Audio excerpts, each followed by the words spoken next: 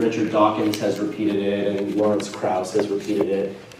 This notion that we are made of stardust, that quite literally all the stuff, the metaphysical matter of the universe came from old dead stars, right? Which I may not be in the right audience to sort of float that idea necessarily, but if you just sort of work with me for a minute here, like presuming that the universe has been around a lot longer than some people think, then all the stuff that we see around us, including our cells, all the matter that we're made up of, was originally stars, dead stars that exploded and became the stuff of the universe. It's a pretty, for non-religious people, it's a pretty like spiritual idea. It invokes a little bit of wonder and awe, which is why it's popular. And I kind of latched onto that. I like it. I feel I'm inspired by it. The first Lent that I was doing, my Year Without God journey, I wrote a blog post called From Stardust You Came Into Stardust You Will Return. And so it's still kind of working with that same kind of idea that we came from the physical matter and that we go back to it, and that's just kind of how life is. And the more I started thinking about that, it was a very scientific narrative, a very scientific take on our existence. I thought, our lived experience is much more that we're made of stories, that we're made of the stories that shape us and that we tell and that tell us and that people have told us. So I want to talk a little bit, the title of what I'm talking about today is We're Made of Stories. And I just want to explore that with you and have you think about the stories that have shaped your life. And the work that I think we all have to do is to deepen our understanding of the stories that have made us who we are. And the word story is really loaded, and we'll try to unpack that a little bit into some different layers. But how do we, the question I have is, how do we become aware of the stories that have shaped us, for better or for worse, and the ways in which we have then also taken those stories and shaped them, and then they sort of in a cyclical process shape us. So think for a minute about, in fact I just did this to make sure it wasn't impossible or difficult. Take just a minute and think of three, there's probably many more than this, but think of three of the most pivotal stories in your life. These are very often turning point stories. Something happened, someone said something, you said something to someone, and your life took a turn. Maybe it took a good turn, maybe it took a slightly less than desirable turn, maybe it was a tragedy, maybe it was like a victory in some unpredictable way. So take a second and think about that. If you want to write it down, you can write it down. And then I want to hear what some of yours are, because I thought of my three and there's like 30 seconds. So don't think too hard about it. And there's no wrong answers. There's probably 100 of these stories, but pick three big ones. I'll give you 30 seconds. And when you have them, turn to the person next to you and share one or two of what they were. But keep it real brief. And if you know that person really well, like that person's your partner, for example, turn to somebody else. Because they probably know that story.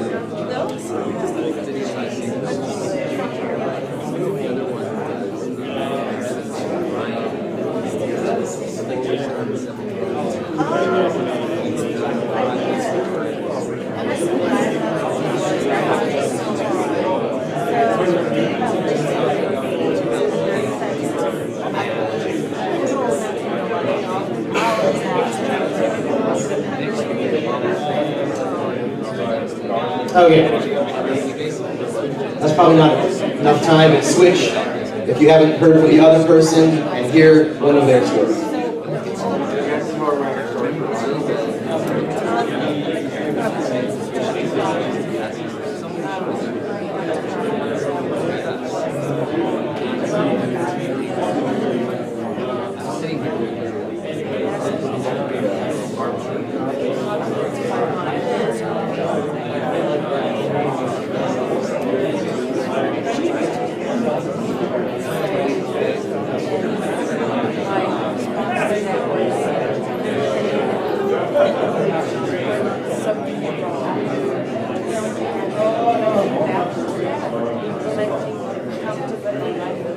All right, let's talk about a couple of these now.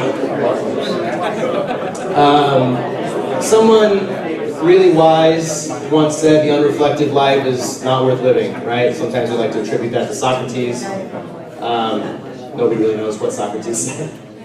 But the point is that if we don't stop and reflect on our lives and kind of think about where we've been and where we're going, we're just sort of like wandering around. And hopefully a function of getting older and more mature is that we take a little bit more time to step back from the rush of life and evaluate where we've been, what we've learned from those experiences, and where we might be headed next.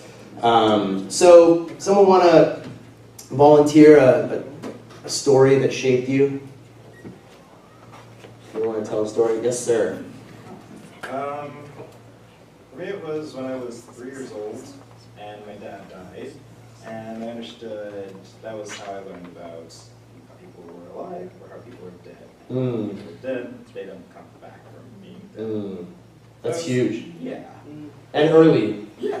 It wasn't really sad. It was more just, okay, is that? But as I got older, I started to understand and started to realize that that did shape a lot of my, just who it was. One of the things we might come back to in talking about this is that a lot of these turning point moments for us are moments of rupture, moments where, and another way of talking about rupture would be to say when what's normal becomes or what am I trying to say? Like that thing that you've assumed is normal is not true anymore, right? Or the thing that you felt, so like life and people just go on living and then suddenly they're not living anymore and you're like, oh, I guess that's a thing. 3 is early, that nobody's going to really tell you a bedtime story about how people die. Like we probably try to protect our kids from that at the age of 3, but you had this amazing rupture in your life that taught you that at a very early age, and your life kind of went, oh, okay, there's something new here. Somebody else? You want to tell a story? Somebody over here? These are pretty personal, I know. Yeah. I thought that rupture is a fabulous word to describe the transition. There's transition and change. Right. And one of my 3, actually, and there's been a tremendous amount of healing in my life, it actually enabled me to discover who I am. But in my, 8th year of marriage, I was with this guy a total almost 20 years. I discovered he had been leading a double life. And so I had a 4.5 stepdaughter that I was unaware of. And that stepdaughter today is 23, and I'm very close to her. So it's just interesting because that whole concept of normal, the way I thought my life was going to be and planned out, I thought it was a certain path, and that completely disrupted that path. But in the end, it was, I would never want to wish anyone to go through that type of pain, but I would never change anything, because of where I am today. Yeah, wow, that's so, well spoken and well said, and I think it really illustrates kind of one of the things that I'm hoping to convey and discuss with you, which is that the stories that we live by are often very inflexible. They're very airtight, like very idealistic, and they work for us right up until they don't. And then suddenly you're left with this question mark about, wait a second, that's not how this is supposed to go. We're supposed to retire and, go on vacation. That's how marriages are supposed to unfold, perhaps, right? According to the story. There's so many stories like that, right? And so now we've actually taken a step, you've helped us take a step from very intimate personal stories, which yours is, and most of the ones we probably were just thinking about a minute ago, into another layer of stories, which is kind of societal stories about how we live together, how we organize our lives in communities, what our responsibilities are to each other, what we can expect from one another, what we can expect from our government, what we can expect from the important people in our lives. And those stories are also very airtight and controlling, and in their controlling nature, they're both positive and negative to us. So one of my big stories that shaped my life was actually a little bit cliche, probably, but 9/11, the events of 9/11 was a huge moment for me. religiously, theologically. My theology took a really sharp turn. I'm not sure whether it was left or definitely wasn't right. Maybe it was down, I don't know. But maybe it was like, anyways, I don't want to carry that metaphor too far. But 9/11 was huge for me because for me it was the rupture of a story. And in a way that was completely unexpected. And I think the most insidious stories are the ones that we don't even know that we have. The narratives that we live by that we're not even aware that we're living by. This the proverbial fish in the water, like trying to ask a fish what water's like, and they're like, what water? Like they don't, that's the only thing they know. And they're not perhaps, we don't know for sure I suppose, but most likely not self-aware enough to think about the water that they're swimming in. And we have the virtue and the luxury, and we're doing it together right now, of thinking about our thinking about what we're thinking. And so if you ask a fish about water, they're not going to know what you mean because that's their entire existence. They're embedded in it, literally. So the stories and what I would now want to talk about as narratives, which one way of thinking about narratives in the shorthand is small stories accumulated into a larger story, a bigger story that's like a controlling story into which our little stories fit or don't fit, as the case may be, right? Depending on whether that story works for you or not. So imagine, with your experience, for example, getting together with another couple and they're telling you all the wonderful things about their marriage, and isn't marriage the best thing in the world? Right? And you're thinking, gosh, I have a different story about that. Right? Like, and if you've ever tried to share your pain with someone who really is profoundly ignorant of what that pain is like, that can be incredibly difficult and frustrating because you don't really get much of the person might make some comment like, well, it's not so bad, it could be worse, or it could be like this, or you could have, you're thinking, oh my goodness, like, I just wanted you to say, oh gosh, I have no idea what that's like, but I feel for you, or I'm with you, or whatever like that. But people that don't know that story have a hard time relating to it. And then that moment when you talk to someone and they can relate to what you're saying, you're just like, whoa, this is so different. This person is on my wavelength. We're in this little secret club of people for whom the big story doesn't work anymore, right? So 9/11 was a big one for me. My parents telling me that they were breaking up when I was 4 years old, that was a big one for me. And then coming to the realization that I didn't believe in any of the stuff the church was teaching anymore. That was a really big one for me. And fairly recent, right? A lot of these shifts happen, at various stages of our lives. The older we get, the harder they become, the more costly they become, the more we have invested in the story that made us what we are. In my case, I have 3 degrees and 20 years of career experience that's fundamentally useless to me. That is kind of like, wow, it's very costly to make this change at 42. I should have, probably planned that out better. But one of the things about ruptures is that we don't get to plan them. They happen to us. So let me just sort of throw out a little bit of framework, some theoretical framework for us to think about stories and narratives and how they work. So what I'm talking about is stories. This is just my own little taxonomy. But for me, stories are the small stories, the little stories of our everyday lives. What happened to you earlier today, the conversation that you had with your family,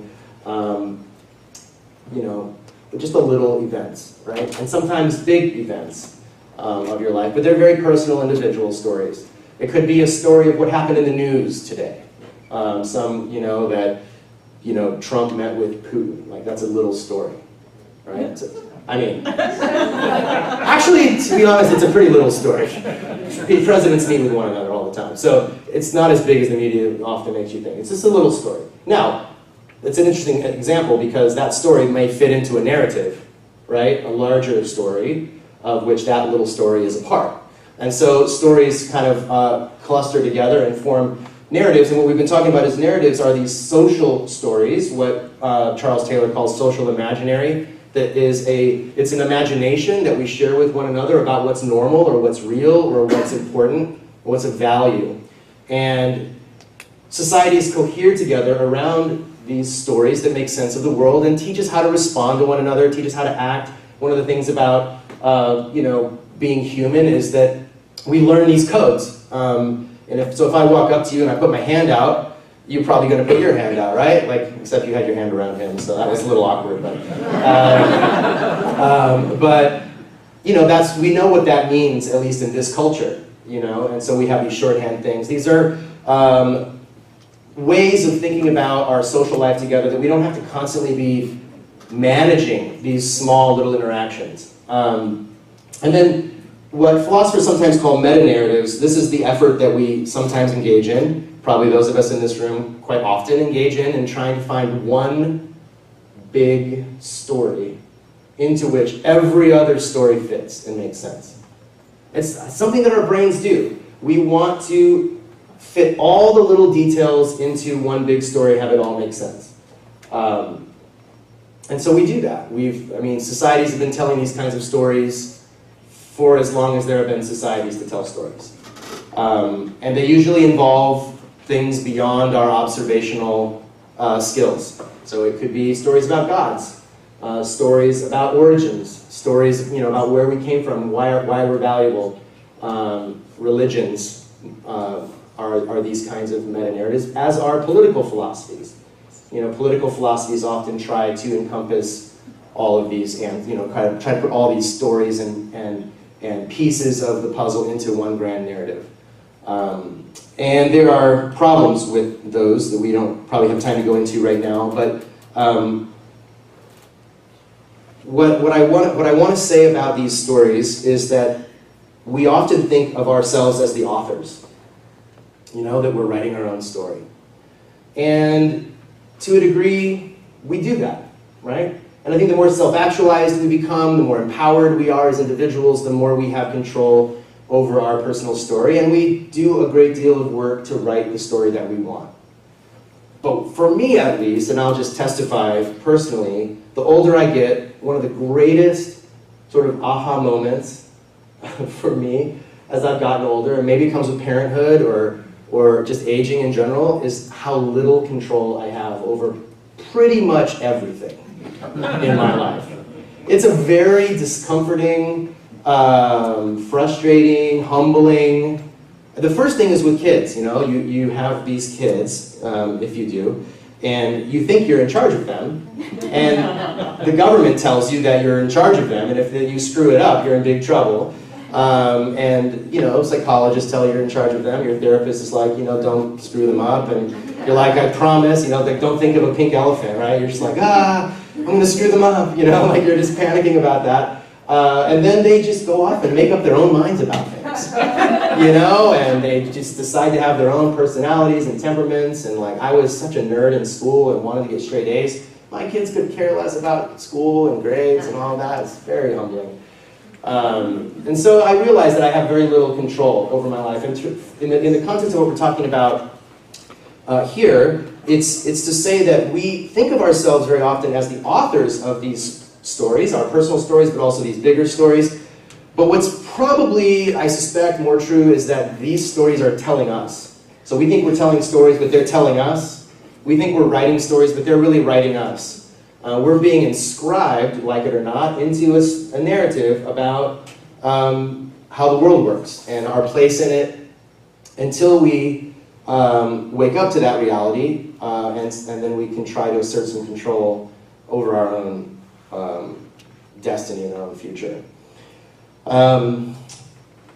So I grew up, for example, in a white middle-class suburb of Cleveland.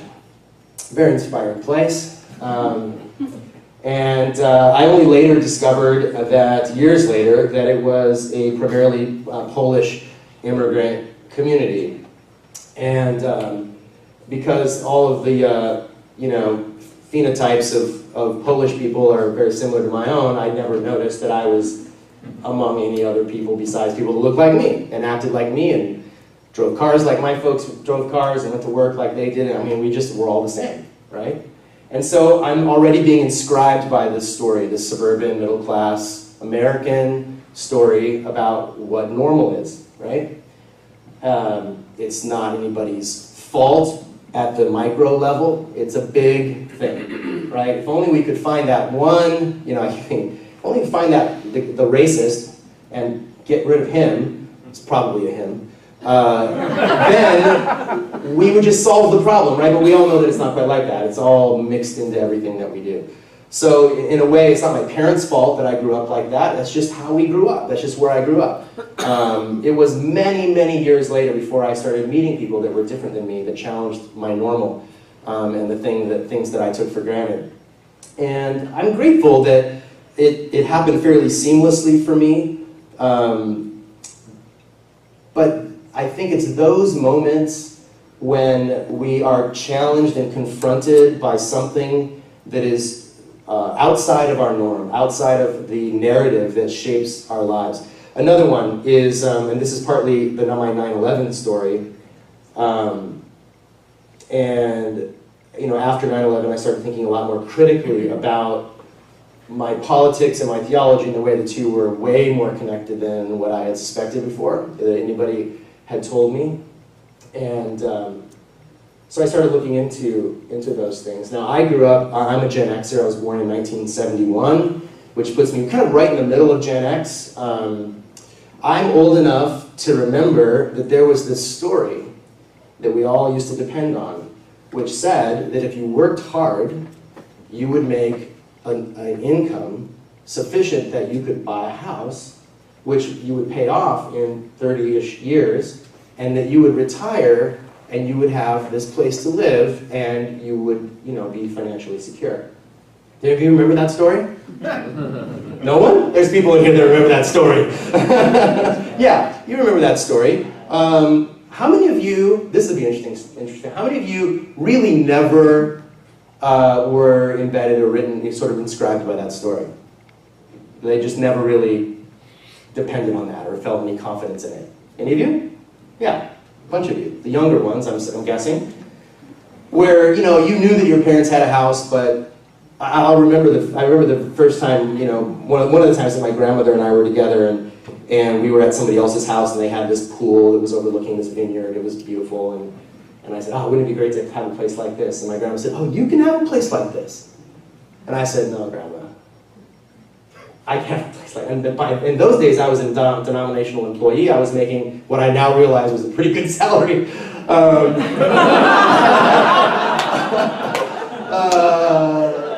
And I said, Grandma, look, when my dad bought his first house, it was something like 5 times his annual income.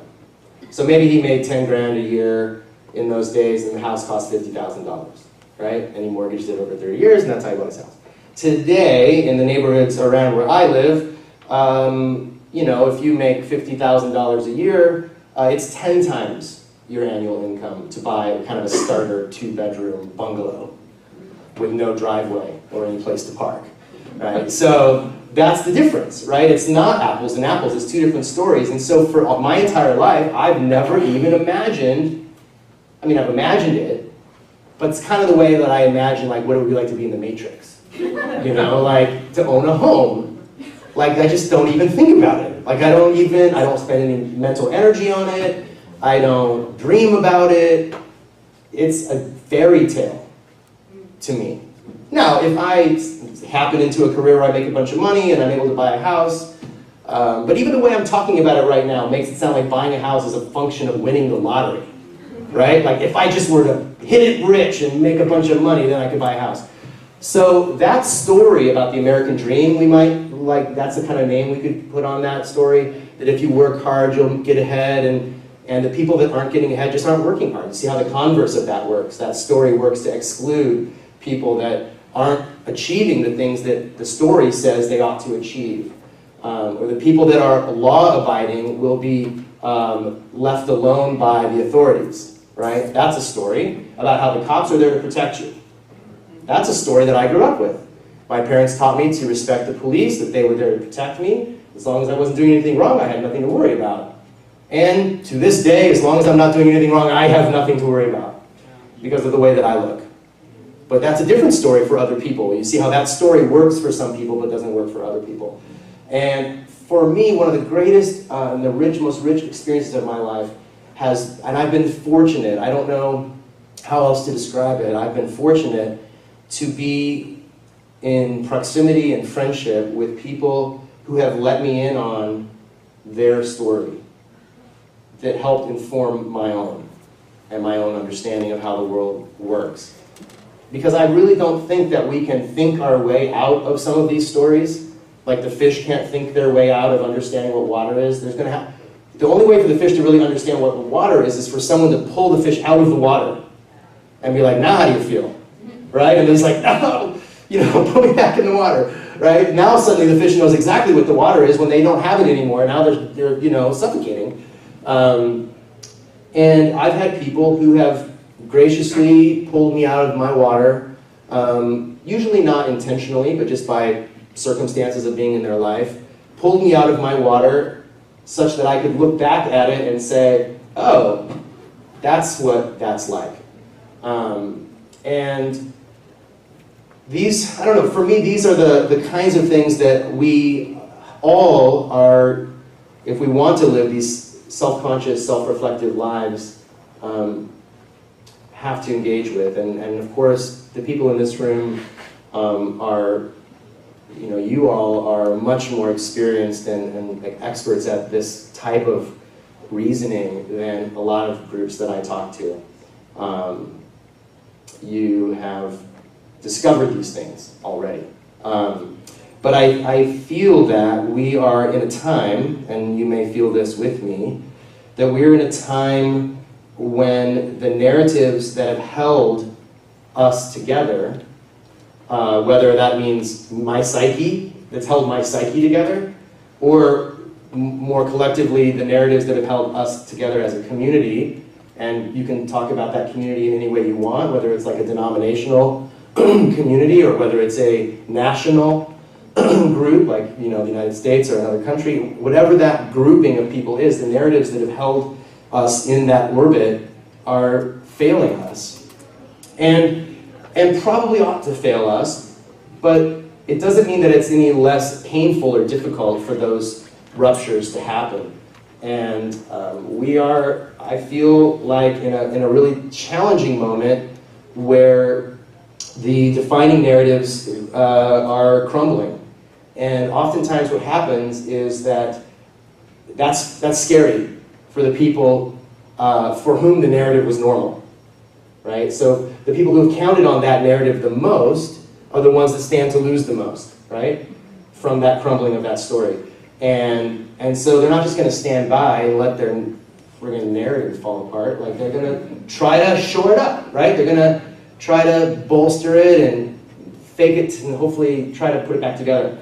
And I think a lot of what we see going on around us right now is sort of the last gasps of some of these stories that are falling apart, that are being force-fit back into our society. And I think they'll ultimately fall apart, but that doesn't necessarily mean that we're going to just sort of land in some new utopia. It means that we have to work together to create better stories about what it means to be human together.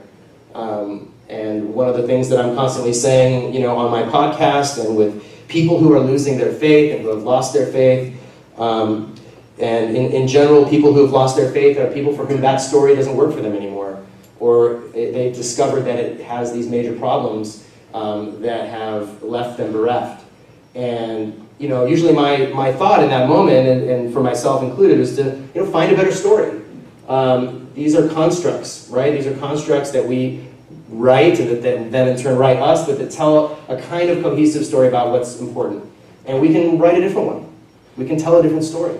And I think that's sort of the kind of a theoretical challenge for all of us, but it comes right down to the brass tacks of what it means to be people of change and difference in the world, that by sharing our own stories with each other, we're challenging those norms by bonding together in groups that cross over some traditionally untouchable boundaries, like you inviting me here, is an important moment when people can learn from each other in ways that maybe previously were taboo or untouchable.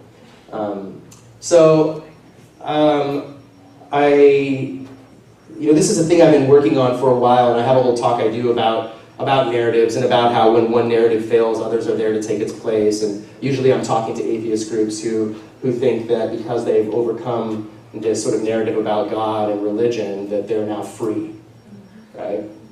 Like, narrative free, like I'm just a free individual, totally fully rational now, thank goodness I'm liberated, and usually they're very, what's so interesting to me is the way that many of those people then begin to talk about how science and technology are going to save the world, right? And I'm like, oh, so you're just still interested in finding a savior, it's just a different one now. And this is the way narratives work, right? Narratives are there to save us, and we want so badly to have this big story that makes sense of everything that when one crumbles, we latch onto another one.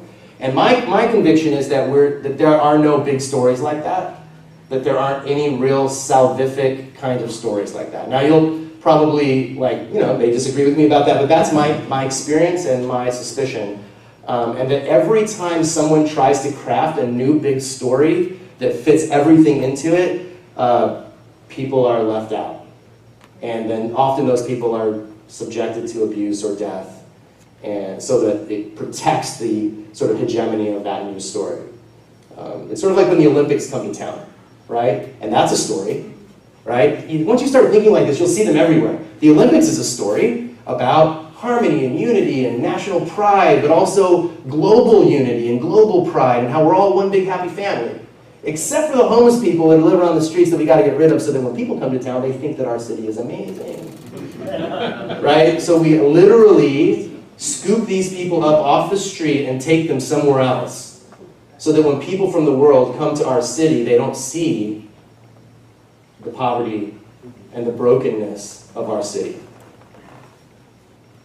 So that's the way a story can also, shape and hurt people's lives. So I don't think there's any big stories out there to be had. What I think we have to do is be attentive to our own personal stories, be on top of our own development and growth as individuals, and then just work to create new utopias, new aspirational narratives that bind us together in fresh ways that are life-giving instead of death-dealing. So I'll leave it there. I don't know what time it is or how much time we have, or if anybody wants to ask any questions, or if that's part of the deal. Or...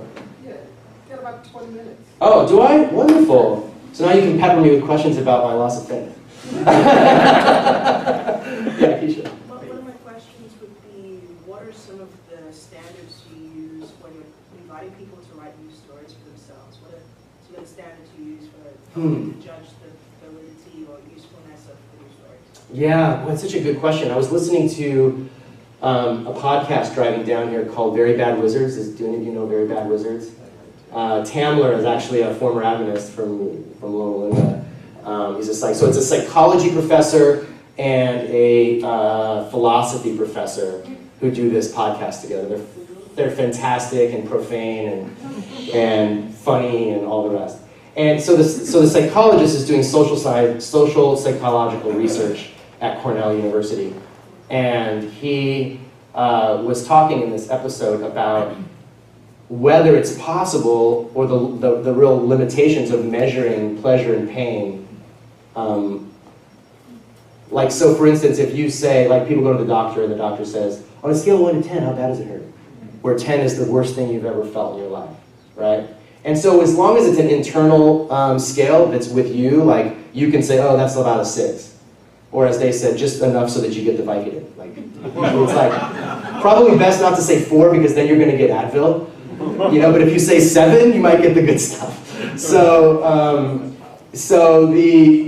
But then the minute I try to compare my 7 to your 7, we don't even know if we're talking about the same thing anymore. Or if you say, if someone pokes you with a pin and they poke me with a pin and we try to compare, how would you go about comparing the pain level between two people? I often wonder this about vision as well. If I look at a sunset and it looks a certain way to me, I always wonder if it looks the same to somebody else, or to what degree it looks the same, or if the color's off a little bit, or whether it would be better if I was looking through this person's eyes. And these are the kinds of comparisons that are very difficult to make. I bring all that up to say, I think that one way that I would go about evaluating these stories or new potential narratives is around the degree to which they conduce to human thriving and well-being and inclusiveness. And the challenge with that is that who gets to say what human thriving is? And that's why I brought up that whole other thing. So I think broadly speaking, we can to me, it's easiest to start at this big meta level and say, like, life is preferable to death, right? Like, being able to go to the doctor is preferable to not being able to go to the doctor. Being able to make choices about your own autonomy is preferable to not being able to. So there's some things that we can start with and then start to see where they might conflict with each other, because freedom, our freedoms bump up against each other, right? That's kind of how societies become political. Because the minute there's more than one of us in the room, we have to decide how we're going to share the room, right? And if I want to sit right where you're sitting, we're going to have a problem. We need to decide who gets to sit there, and how are we going to figure that out? Well, he got there first. I mean, that's a political kind of praxis, right? Like, he got there first. When the Europeans came to the United States, that wasn't the praxis.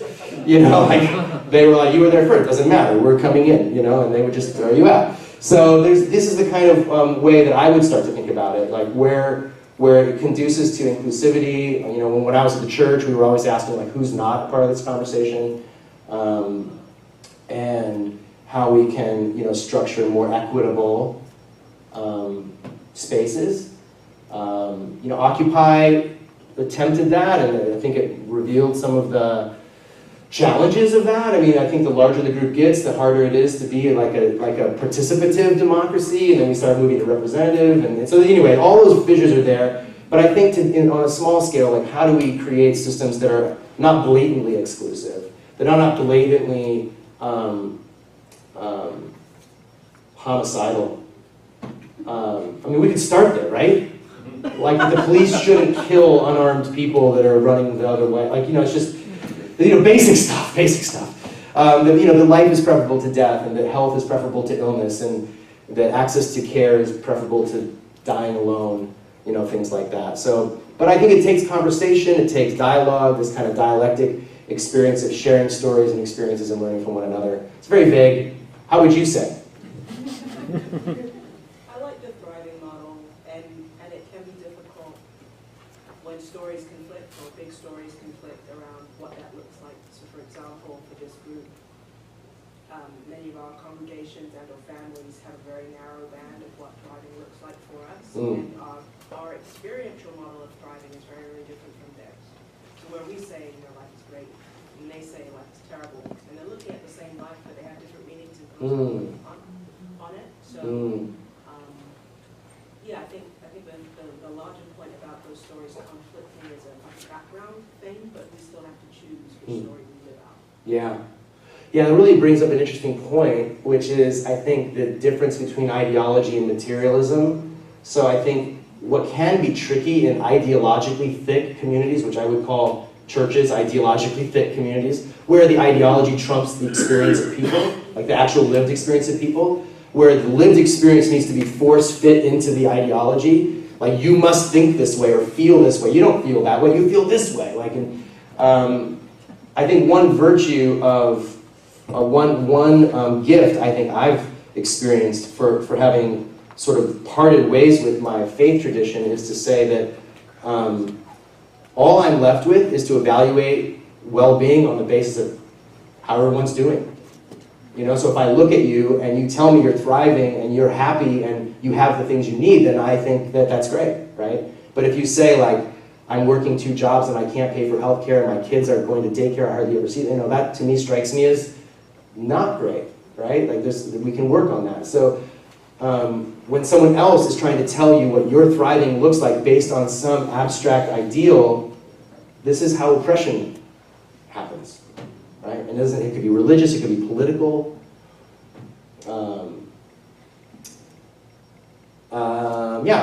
Other questions that you have? Yeah? So I haven't read your book.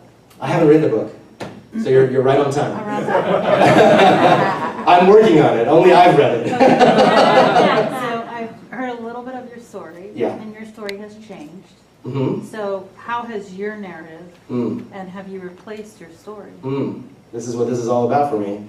People, it's like pastors go into pastoral ministry to work out their crap, and therapists same way, and probably all of us do that in whatever occupation. And so I'm still doing that.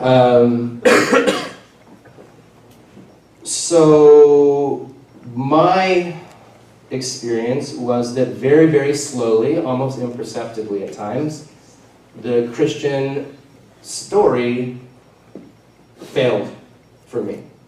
It just ceased to be a coherent representation of the world as I knew it. And I either had to deny my reality or question the story. And for whatever reason, dispositionally, I've always been someone who is willing to question the story. For example, and this is relevant to this group, and this will sound a little strange, and I don't know how to say this any more delicately, but there was a time in which I had never had a face-to-face conversation with anyone that was gay or lesbian. That was just a time in my life where I'd never met anyone and had a personal relationship with them. And then I met a guy who was the son of one of my church elders in Pennsylvania. And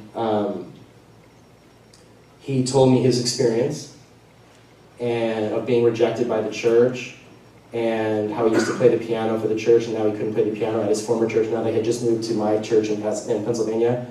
And I was like, you should come play the piano. He's like, you don't understand, I'm gay, that won't work. And I said, and my instant reaction was like, I mean, the piano doesn't care.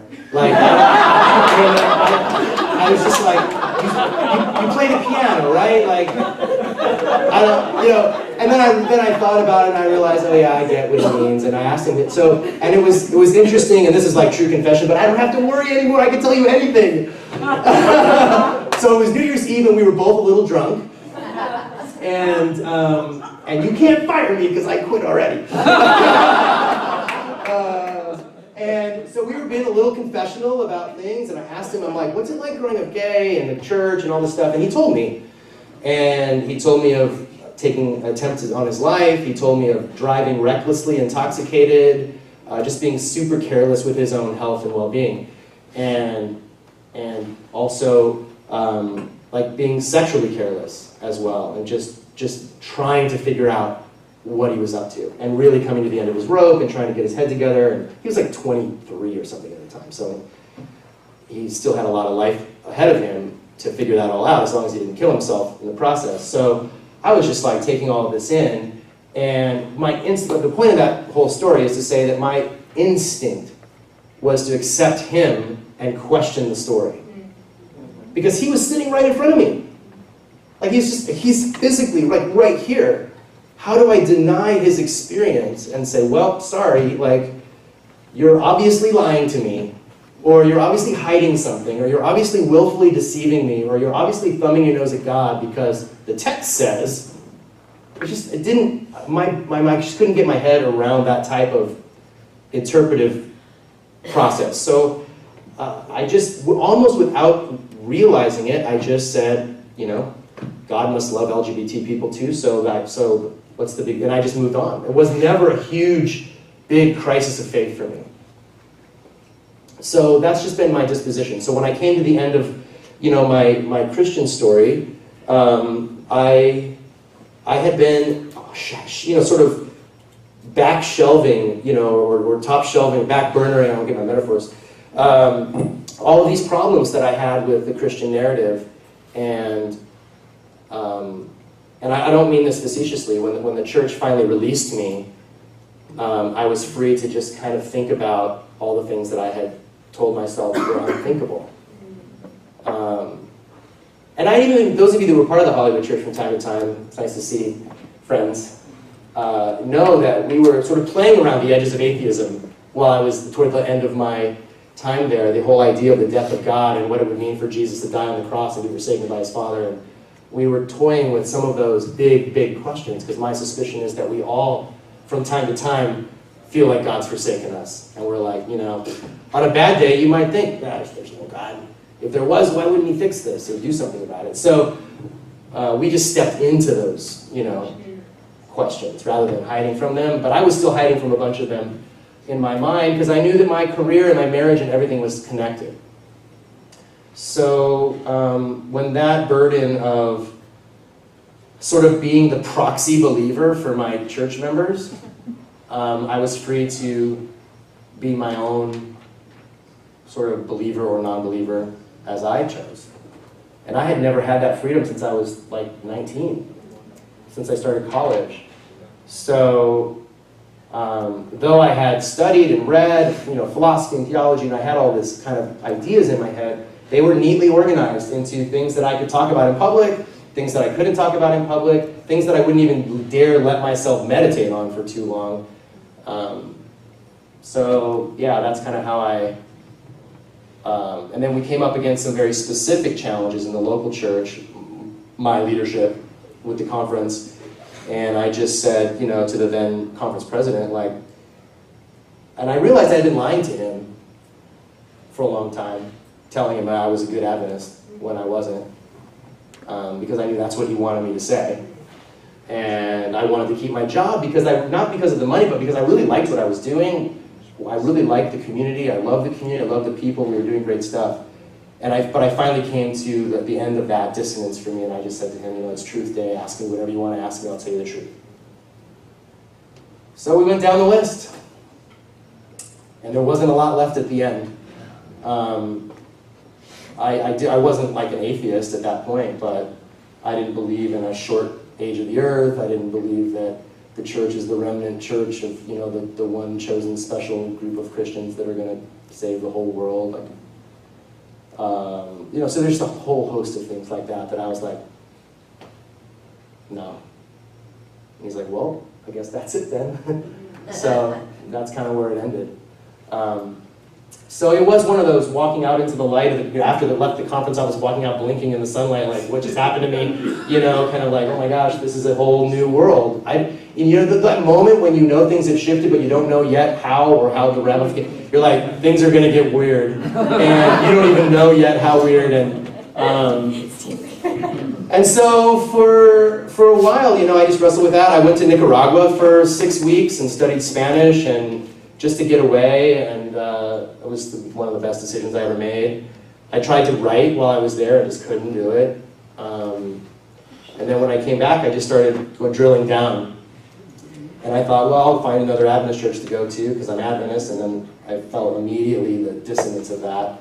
And then I said, well, I'll go to another evangelical church, because that's kind of close, and that was just so, in a whole different way I don't have time to say, kind of confusing and disappointing.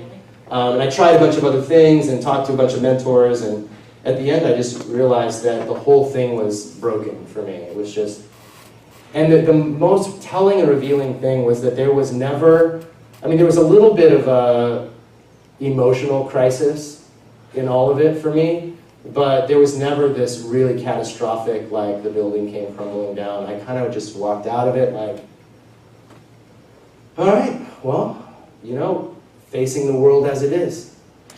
Square on, no make-believe, no comforting fictions, just straight ahead.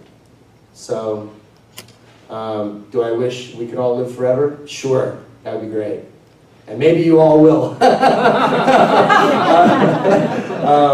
actually said to people too that, if I'm totally wrong and there's a God and an afterlife and all that, when I get to the proverbial pearly gates, I hope that God is proud of me for having thought about it. So, anyways, yes? I'm curious, you said that you described it as kind of a clean break, but was there any sort of commiseration or some sort of internal emotional mitigation where you found a middle ground? Like, okay, there's no God, but there is a power. Yeah, so I always wished that I had made my Twitter bio this phrase before, but I had this thought, and I've shared it a few times back when I was a pastor. I would say that I was religious but not spiritual. And that sort of happened to me after 9/11. I felt like after 9/11, my faith became a lot less metaphysical and a lot more kind of religious in the sense of sort of structures of organizing, doing good in the world kind of thing. Much more Jewish in that sense or something like that. So of all the things that made me itchy when I was like you know, and even now, was like super charismatic expressions of faith. And that's just temperamentally probably for me, partly too. And so anything that was sort of Deepak Chopra, higher power kind of thing was just kind of bounced right off me. I just never... So I was left with a bit of a void. Like, okay, it's just us. You know? And that kind of, it's so interesting to me the way that prayer worked in my life before, where I don't ever remember a time where I would ask God for some kind of help and then it was there. So it wasn't like I had this huge track record of God helping me, but being able to ask Him for help was somehow oddly comforting, even though I knew that nothing would happen. And so, yeah, that kind of like impulse to be like, oh God, help me not to get in over my, I mean, I kind of feel like I'm in over my head here, like help. So I still have kind of a practice of, I don't know what you want to call it, meditation, mindfulness, kind of thinking about my condition and kind of the relative importance of it all. Because I think one thing that can happen in all of our lives is that the thing that's happening to us right now seems like the biggest, most important thing ever. And when you step back from it, you realize it's important. It's, you know, you'll probably wake up tomorrow. The thing I tell myself is I'm not going to die. You know, if I can't pay my rent. You know, a couple months ago, I was like 14 days behind on my rent. They were threatening to evict me. And I was so stressed. And I just had that thought again. I was like, I'm not going to die. If I have to move out, if I have to, you know, all kinds of other positive, I'm probably not going to die from this. So, it's good, right? I can figure it out. So it's like worst case scenarioism. I kind of do that kind of thing. But yeah, I think it was, I didn't really look for any kind of comforting middle ground that much. Yeah? So, your story it has a lot in common with, you know, just kind of coming out narrative, just like realizing, So, in that same vein, what was it like telling your family, telling your parents, your close friends that, all this time and effort, it doesn't really, there's something I gotta tell you. Yeah, well, I think it is, I mean, because I'm straight, I've always been very cautious to equate the two, but I've had other people say that to me. One of my good friends who used to be a member of my church is both queer and atheist now. And we met up after I wrote the first blog, and she's like, oh my God, we gotta get coffee. And we sat down and she told me the similarities of her, because she had both experiences. What I did was I tried not to tell them. But I wrote this blog, so I told everyone. But then I tried not to talk to them specifically about it.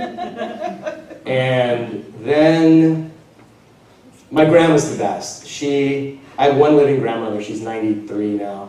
And she always tells me that she's praying for me. And I just thank her for praying for me. Because I know that just means her best heart towards me. I think she's been in serious denial, and this may sound familiar. Like I'll come around, you know, that one day I'll be okay and normal, you know, and that I just have been through a hard experience. The conference was mean to me, and once I get through that, I'll come back to Jesus, you know. So that's probably sounds familiar. My dad just avoids it. You know, and my dad is different than me in almost every way. Politically, so opposite, we almost come around and meet on the other side.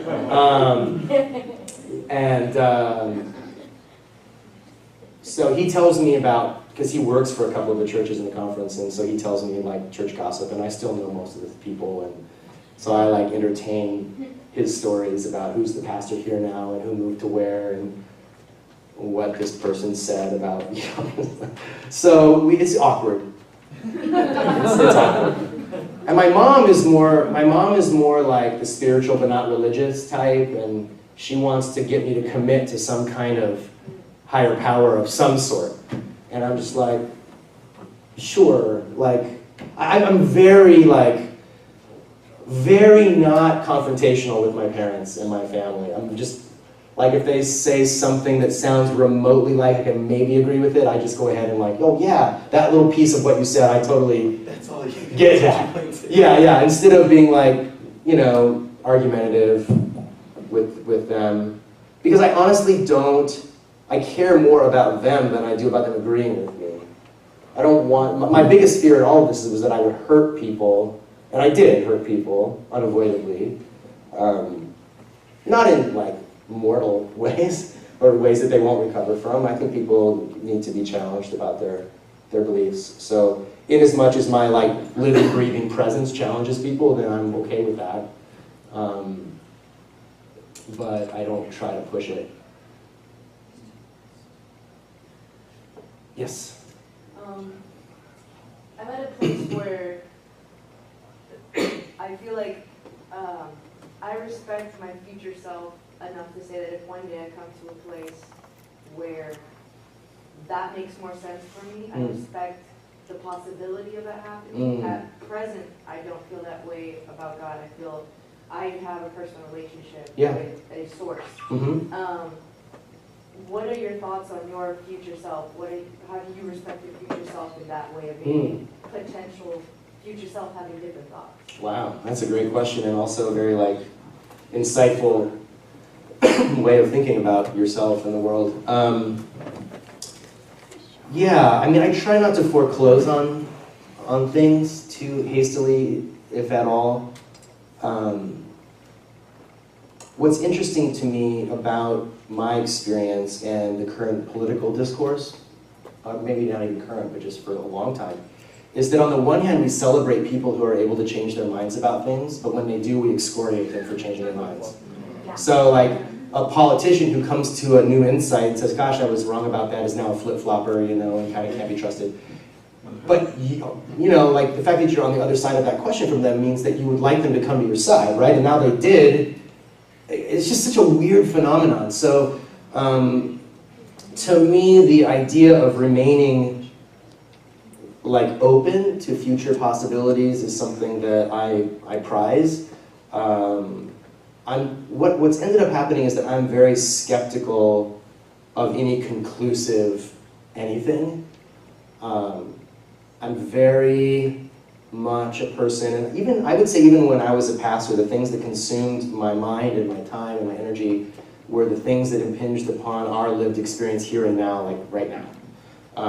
Not that I didn't think about how the implications of those things for the near future, but I think I can count on one hand the sermons I gave about heaven and what heaven would be like. Because frankly, first of all, I don't know what heaven will be like, provided there is a heaven, and even then I was like, I don't know what this even means.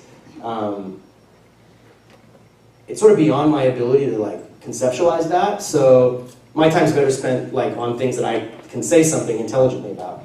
So I do the same thing now. If at some point in the future there's some kind of insights about the source of life that is different than what I think now, that'd be great. My sense currently is that the things that we know fall within the realm of the physical world, even if we can't explain them yet. So I would say my current outlook is that I'm a non-supernaturalist. Like I don't believe, so I guess that would make me a naturalist or a materialist, but not in the like acquisitive materialism sense, like collecting Mercedes or something like that. But a materialist in the sense that what I care about is the material stuff. I mean, politically, I'm sort of a Marxist in the same sense. Like I feel like what's important are the material realities of people's lives and improving those. So, but yeah, if I don't put a lot of stock in, you know, people looking through telescopes and finding some kind of, you know, Prometheus or something. I think about Prometheus a lot, actually. What I learned from Prometheus is that if you find your creator, he will look a lot like you. You know, like a bigger, more powerful version of you. And that's a plausible, I mean, I think it's unlikely, but I think it's a plausible, you know, possibility. So I'm open, you know, to whatever. I realize that You know, our minds are limited in their ability to conceptualize things that lie outside of sort of our minds or our brains' evolved capacity for dealing with, I mean, our brains evolved to deal with survival, like eating, reproducing, you know, sheltering ourselves, protecting ourselves from threats. Our brains are not evolved to think about this, you know, millions and billions of years. It's very, very not adaptive.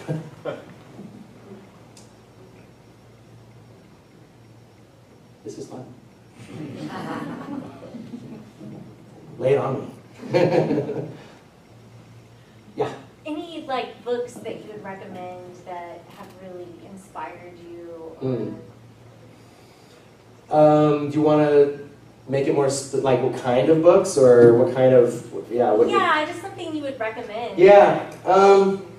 You know, it's so funny what pops to mind when people ask questions of, like, you know, sometimes people say the first thing that comes to mind, and I have no idea why this is the first one that came to mind, but Barbara Ehrenreich's book from a couple years ago called Living with a Wild God is so good. So Barbara Ehrenreich, I don't know if you know her work, she wrote Nickel and Dimed. Yeah, so she's sort of a political economy commentator and kind of a leftist and, you know, awesome woman. But she wrote this very self-disclosing memoir called Living with the Wild God, where she was raised in an atheist family of scientists, chemists. She's a chemist herself by training, although she's basically a journalist now, but she has a scientific background. And she had this very unusual experiences as a child that were sort of unexplainable. And though she's kind of, well, I won't spoil it, but she wrestles as a rationalist and an atheist with these sort of experiences, and she still, you know, is an atheist and whatever, but I like the way, to your point, she remains sort of like inquisitive about the world. And I think this is scientists, the popular scientists who are kind of pounding their fist on the podium about God and all of that. Like, I mean, read those or don't read those if you feel like it, whatever you like, but I wouldn't prioritize that stuff. Like Richard Feynman is somebody that I would read as a scientist. To me, I guess out of all this experience, for me, the virtues, I'm working on a project for my podcast or possibly a book or both about virtues. And to me, at the top of that list is always, as I think about it, curiosity. And I feel like if you cultivate curiosity, that will really probably almost never fail you. Because curiosity includes broadening the range of the input you receive from others. One of the things that I didn't mention earlier in the stuff I was saying is that, you know, the goldfish thing, and I think I sort of touched on it, is that we need help from others. So if I've been, you know, raised in an all-white, you know, suburb, middle-class suburb and all of that, then I need people outside of that bubble to tell me what life's like. So I almost can't get there on my own. And in the same way, like, books are that way. And so Barbara's book, I would say a woman named Greta Vosper is carving out some space for post-theistic spiritual communities. She's a clergywoman from the United Church of Canada in Toronto, and she has a church called West Hill United Church. She's been almost excommunicated from her church a number of times and is still hanging in the balance. But in the meantime, she's creating this community, this vibrant spiritual community, I would say, of both believers and non-believers. She has a book called, she has one called Amen, which is her second book. It's about prayer, like a secular kind of look at prayer. The one before that, it's such a great title. If you just Google Greta Vosper, V-O-S-P-E-R, she'll come up. She's a fantastic, very unapologetic atheist. Like, she will tell you she doesn't believe in God, but the most spiritually sensitive person. Fantastic person. She's become a good friend. So anything about her, that'd be a good start. Have you experienced grace and like community and love. Sure. And people that, yeah. Yeah. One of the greatest insights that I had in the very beginning of my year without God, I was on this podcast, and the host said, was asking me some questions, and I said to him, but don't you wonder, like, if there's something bigger out there, like something more than just you? And he said, yes, you and you and you and all the rest of you. Like, that's the something bigger, like all of us, this is, and I was like, oh yeah, that makes sense. Like, it's not just me, and so I think I received grace from other people. I received love from other people. I haven't had a sense of, there's definitely I have a nihilistic streak about me in general, and Christianity didn't fix that for me. So I kind of have a feeling like we're all doomed, and if I had to place a bet on the direction of, global political stuff right now, I'd be like, I'm bearish, I'm not optimistic about it. But I definitely have experienced those things from people and in my life. I'm very, very fortunate. To one other point over here, like, I haven't been excommunicated by my family, and I haven't been cut off, and they still love me. I'm not their, like, golden child anymore, but it's all right. It's all right. I'm getting the timeout signal. I'll take one last question, and then we'll cut it off. Okay, well, I'm aware this is a giant question, so... I'll try to give a tiny answer. Okay, as a former theist... Thank you. As a former theist, that kind of sets an interesting context around your version of atheism, as opposed to someone who was raised an atheist. Right. So I'm wondering, how do you define, and one of the reasons that I asked you before about commiseration was, I noticed that you use certain words more than I would expect most atheists to use. You use, in particular, the word spiritual. So how do you define, or at least contextualize, spirituality? Right. As an atheist? I would say my sense of atheism is, as I said before, like, is kind of a non-supernaturalism. So for me, the way I would, and spiritual is a baggage-laden word that I would be very quick to admit is problematic, but language is sort of like that. Atheism is a dumb word, because it doesn't tell you anything positive about, it just tells you what you don't have. You know what I mean? There's a lot of stuff like that. So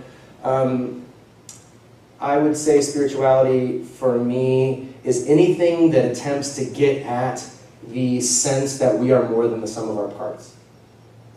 So like, if I take my toaster oven, I could take it apart, and like, I could, if I were smarter as an engineer or something, I could tell you how it works, and then I could put it all back together, and theoretically it would work again, right? I could make toast. People aren't like that. There's an element of that, right? So thankfully, physicians can open us up and fix us and put us back together. So there's an element of that. But there's also an enormous element of our humanity that's not like that. It's not reducible. And I think that non-reducible part of us is what I would cautiously think of as spiritual. And I would say it involves a connection between people that we would call love or empathy, our consciousness, our ability to think about our thinking, our ability to that kind of mindful practice where I can, so to say, step outside of myself and see myself as kind of like a body with a mind, or a body with a brain that does this mind thing, whatever that is, I think all of those efforts at reflection and understanding are in some way spiritual. A sensitivity to the interconnectedness of everything, the ways in which we are not isolated from one another or from the natural world, the ways in which we're dependent on one another and dependent on the biosphere to keep us here and all of that. All of that stuff to me is very scientific on the one hand and very definable and concrete, but also the interplay between them is special. Like poetry, we don't need poetry to live, or do we? I'll leave you with that. why do we make poetry, Like, why do we, Yeah, so I think those efforts are somewhat spiritual. Thank you guys so much. Appreciate it.